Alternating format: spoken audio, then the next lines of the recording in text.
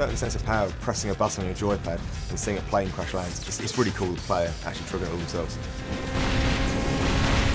The power plays are these big animation moments with a lot of physics interaction.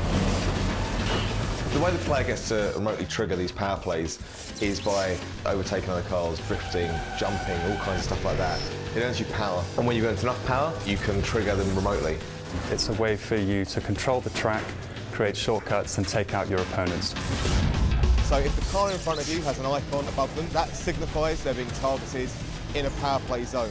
And if you press your power play button then, something in the environment will get triggered. Some of them up to 1.8 kilometres in length of animation that we need to do. Synchronised with that, we need all the audio and the VFX and the changes in the post-processing of the game to give that emotional experience. You've got things like, cars that actually have explosives primed underneath them and get blown across the track, gas stations that can blow up, monorail trains that you can derail with explosions, all the way up to bringing down giant structures like control towers.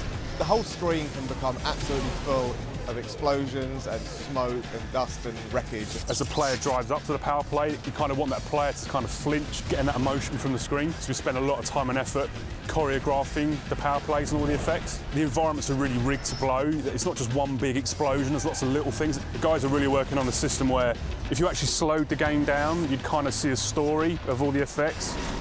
You never know exactly how a lap or a race is going to play out, so sometimes you might not have enough power to trigger some power plays you want in the environment, or sometimes your opponent might trigger it before you get there. So it really does mean that every race and every lap is very different. You can never completely predict what's going to happen when.